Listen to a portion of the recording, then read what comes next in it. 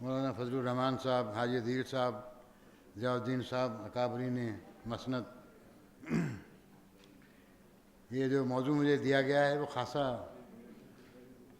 مشکل ہے اور پاکستان کے حالات میں ذرا ڈسکس کرنا آسان نہیں ہوتا. اس کی وجہ یہ ہے کہ وہ صبح کا جو سیشن تھا اس میں زور اس بات پہ تھا کہ ڈیموکریسی ہونی چاہیے، ڈیموکریسی کے بغیر ملک نہیں رہ سکتا، ڈیموکریسی کے بغیر میڈیا نہیں ہو سکتا، میڈیا کے بغیر ڈیموکریسی نہیں ہو سکتی. اور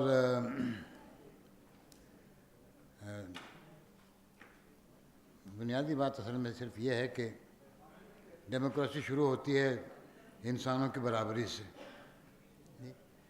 اب میرے لیے بڑی مشکل ہے کہ یہاں کیسے میں بیان کروں کہ پاکستان میں عورت اور مرد برابر ہیں، اور کیسے بیان کروں کہ غیر مسلم اور مسلم برابر ہیں، اور کیسے بیان کروں کہ غریب اور امیر برابر ہیں. جی تو اسی طریقے سے ذرا مسئلہ پیچیدہ ہو جاتا ہے، خاص طور پہ جب گڈ گورننس کی بات ہوتی ہے. تو چونکہ ہمارے سارے اشارے اور استعارے مغرب سے مستعار لیے گئے ہیں، تو ہم بعض اوقات انہی کی باتوں پہ انحصار کرنا شروع کر دیتے ہیں. ساری دنیا میں آج کل اس بات پہ بحث چل رہی ہے کہ گڈ گورننس کیا ہوتی ہے، اور مختلف اداروں نے اپنی اپنی ڈیفینیشنز تیار کی ہیں، جس میں بتایا گیا ہے کہ کیسے اس میں پارٹیسپیشن ہونی چاہیے، اس میں اکاؤنٹیبلٹی ہونی چاہیے، اس میں ایفیشنسی ہونی چاہیے، اس میں افیکٹونیس ہونی چاہیے. تو مشکل یہ ہوتی ہے کہ جہاں سے یہ تصورات آتے ہیں وہاں ابتدائی معاملات طے کر لیے جاتے ہیں. یعنی وہاں یہ سوال پیدا نہیں ہوتا کہ ریاست کی حیت جو ہے وہ اس کی بنیاد کسی اخلاق پر ہے یا استعمار پہ ہے یا طاقت پر ہے. تو ہمارے جیسے ملک میں بنیادی سوال اس سے پہلے کہ ہم یہ غور کریں کہ کیا کیا ہونا چاہیے کسی حکومت میں. یہ کوئی معروضی بات نہیں ہے کہ ہر حکومت ایک سی ہوتی ہے، لہٰذا اکاؤنٹیبلٹی ہونی چاہیے، ٹرانسپیرنسی ہونی چاہیے، اور پارٹیسپیشن ہونی چاہیے، ایفیشنسی ہونی چاہیے. جو میں سارا مضمون آپ کی خدمت میں نہیں پڑھوں گا، یہ انہوں نے چھاپ دیا ہے، جن لوگوں کو فرصت ہو وہ اس کا دیکھ سکتے ہیں. لیکن ہمارے ہاں جو مسئلہ ہے وہ یہ ہے کہ گورننس جائز ہو، گورننس لیجیٹیمیٹ ہو. Legitimacy of the government is the starting point in Pakistan. اور لیجیٹیمیسی پاکستان میں اس لیے قائم نہیں ہو سکتی کہ دو باتیں اس کے راستے میں آتی ہیں. ایک تو یہ کہ جیسے امتیاز عالم صاحب نے تو اعلان کر دیا تھا نا صبح کہ ساورنٹی جو ہوتی ہے وہ ول آف دی پیپل ہوتی ہے. تو ہمارے آئین کے مطابق اور ہماری حکومت کے تشکیل کے مطابق یہ بات صحیح نہیں ہے. ہم دو ساورنٹیز کا شکار ہیں. ایک ساورنٹی اس کی ہے جو پارلیمنٹ کہتے ہیں، اور ایک ساورنٹی اللہ تعالیٰ کی ہے جو اوپر ہے. اور جب ان دو ساورنٹیز میں تضاد پیدا ہوتا ہے تو جو ول آف دی پیپل ہے it has to surrender to the will of the interpreters of God's will. So that, you see, this is the problem that we face, and it's not an academic problem. You see, because for 30 years I have been trying to convince the authorities in Pakistan that they should distribute land to the landless tenants. That without land reform, Pakistan cannot make any progress. Not only in terms of economic growth, but in terms of political thinking, in terms of sense of equality. But the Shariat appellate bench says that it is un-Islamic, therefore, where is the will of the people? So the problem is that ideological states will have difficulties in enforcing good governance.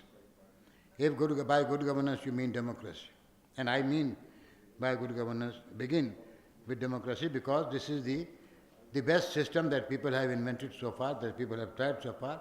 If we find another better system, then we can discuss that. But throughout the history of humankind, democracy has been found to be the least harmful system that people can invent and people can try. So in this, when you have an ideological state, then that ideology supervenes the will of the people. It supervenes the will of the elected representatives of the people. Now, ideologies can be man-made, but man-made ideologies can be amended. If there is a party which has an ideology, it can pass a resolution, it can implement it. We have seen several ideologies in the post-war world rising and falling and being changed and amended. But where ideology is based on belief, then I am sorry to say that neither democracy nor good governance is possible. Because that government cannot be legitimate. That government will not be reflecting the will of the people and will not be the true exercise of the sovereignty of the people. People do not believe that their rulers are elected by them. The elections are held, yes, but elections have been managed, manipulated, rigged, and overturned so many times that people don't have any faith in that. That's one part. And whenever people feel that they are relatively free and fair, it is only because the establishment says that they can allow this much to the people this time and not another time. The second problem is that our electoral system is so constructed that it cannot represent the pluralist nature of society. It prepares way for the election of people who have either inherited power, they belong to the feudal rank, or they have so much money that they can buy their seats. It is impossible for most of the people sitting here, you see, to even think of contesting election. So our election does not throw up a genuinely representative government which can be considered as legitimate authority in Pakistan. So these two basic conditions of are, first of all, the first prerequisite, as I said, is the construction of a polity in which decisions are not based on belief. And secondly, the electoral system has to be reformed. Now, the third requirement of good governance, in my humble opinion, is that we are still experimenting with a system which has not grown out of our own experience. The Westminster type of parliamentary democracy is not evolved out of our mindset, our psychology. So it is a system which we have imported, and it was believed that those post-war societies that gained independence, they will achieve democratic objectives and democratic conditions through what we call affirmative action. But they have not done it. Therefore, in my humble opinion, it is one of the essential requirements of good governance in Pakistan that steps should be taken to strengthen the democratic roots, to make it more representative, to make it more reflective of the pluralist nature of our society, to give everybody in Pakistan, every member of the Pakistan family, an opportunity of participating in governance. So without that, it will not be legitimate, and without that, it will not be good. Then come the routine issues that are raised in Western discourse and our own discourse, and that is the respect for the basic formulation of the state, which is that Pakistan is a federation. So you cannot have good governance in breach of the federal principle. If the principle of federalism is not accepted, not respected, not followed, not acted upon, then no governance can be described as good. And we know what is meant by federalism. We have created problems in Pakistan by having federation in name and operating and running and managing a unitary form of government. So now we are breaking. And what is the process? The process is that people struggled against unitary form of government. So 1973 Constitution gave them some concessions. Not all that was necessary was given, only some concession. Then they are struggling more and more, and so in response to that pressure, whether it comes from Pakhtunkhwa, whether it comes from Balochistan, or whether it comes from Sindh, the state is giving concessions as if they are doing a favor, as if they are doing a favor to these nations that constitute the state of Pakistan. So, without a genuine, legitimate, fair federal system in which, in terms of the Pakistan resolution, the nations comprising the state of Pakistan are really, truly autonomous. So without that, you cannot conceive of good governance. Now, then comes the question, of course, federalism is also connected with rule of law. So I consider that questions of accountability and transparency are both come under the head of rule of law. Now, rule of law, half of the problem is solved when you have legitimacy. Because rule of law doesn't mean rule of any law. No, Hitler also had laws, Mussolini also had laws, all bad rulers had laws. That doesn't mean that any writ issued by the bad ruler can be described as rule of law. Rule of law means rule of just law. And just law presupposes formulation by a competent authority. Now, it is everybody's knowledge. I don't want don't claim to add to your knowledge that your statute book is now overloaded with laws which have never been approved by any competent authority. Ordinances issued by Field Marshal Ayub Khan are still on the statute book. You see, ordinances issued by Hazrat Ziaul Haq are also on the statute book. Ordinances issued by Hazrat Musharraf are also on the statute book. So, what kind of rule of law are we talking when we have, and I'm not talking of any revenue matters. Take the case of the most important laws, the local government. Take the case of police order. Which parliament, which assembly has debated them? Where is the competent authority that regulated them? So rule of law means the formulation of laws by competent authority and justly made.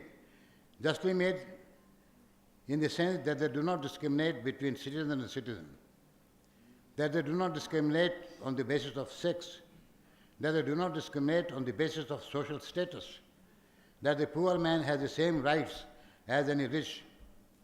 So this rule, and then we must have the built-in mechanism of participation. Half of the problems of accountability and transparency will be solved if you can have genuine participation. What do we mean by participation? Doesn't mean that we go every 4 years, go and mark our thumb on a piece of paper and elect so-called representatives. Participation means that the people participate to the extent possible. You see, I'll give you an example. When we were slaves, no major law could be made without circulating for public opinion. We have not heard of this process in Pakistan for many, many years. 200 people will reply, 400 people will reply, 10 will reply, but the people will have a feeling, you see, that they have contributed to the formulation of laws, to the formulation of policies. Secondly, the mechanisms are laid down in the Constitution, and Constitution should be amended to meet with the demands of time. You see, we feel that in Pakistan, things are ideologized to such an extent that you can't discuss them. That is the problem that we face. So we have to climb down from that pedestal and say that people will be taking participation in all these matters. Good governance is inconceivable without a good system of local government. You see, we have been playing with this idea for a long time, and we have not been able to do justice to this idea. So local government means empowerment of the people at the local level. What we had under the British, or what we had under the General Ziaul Haq of 1979, or what we had under the local government orders of 2002 do not amount to genuine, legitimate, democratic local government. So unless we achieve that objective, good governance begins at the local level. Good governance for the ordinary peasant in Fusdar means the authority that he faces immediately. It means the revenue official, it means the police officer. It is not necessary that he should come and sit in Islamabad and talk to the leaders. It is what we do to that person in that situation, whether we are providing him with the means of existence or whether we are going to deprive him of the sources of livelihood. So, the other requirements of good governance are, in my humble opinion, technical. They are not fundamental, they are technical, they are attributes of authority. One thing finally I would like to say, that good governance is institutional, it's not individual. You see, what we have been making a mistake in Pakistan is that we still describe the British system as a very just system, forgetting that institutionally it was an unjust system, that institutionally it was evil. It is another thing that they did justice between Indian and Indian, but there was no justice between Indian and English person. That similarly here also, we have to, when we talk of accountability and we talk of corruption, we must emphasize institutional corruption, and not individual corruption can also be taken care of. But institutional corruption destroys a community. Institutional corruption corrupts the whole state. So the evils of the state will visit the citizens, and the evils of the citizens do not always visit the state. So that way, our system of accountability should take care of the institutional. Now, what is institutional corruption? It's not only taking bribery. In my humble opinion, institutional corruption means that the poor do not have educational opportunities that the rich have. So that is institutional corruption in Pakistan. That the ordinary people do not have the right to acquire knowledge, they do not have the right to work, that women do not have the right to bring up their children, that women do not have the right to speak in family matters. These are cases and instances of institutional corruption which are destroying people of Pakistan.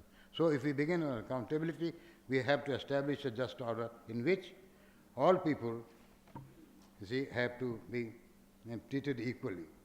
And since I have been talking of belief, and so I must have hurt many people's feelings, I will also, और आजकल हज़रत उमर का नाम बहुत लिया जाता है, तो मैं उनका एक वाक़या सुनाना चाहता हूँ आपको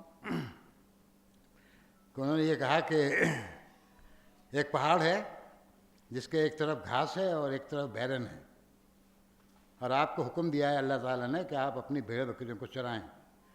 आप अपनी भेड़ बकरियां पहाड़ के किस रुख पर ले जाते हैं, ये आपकी अक्ल का कमाल।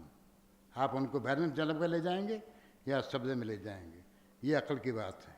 और अक्ल को आप अपने मामला से खारिज कर देंगे अगर, तो फिर आपका वही हशर होगा जो पाकिस्तान में हो रहा है। आपको बहुत शुक्रिया।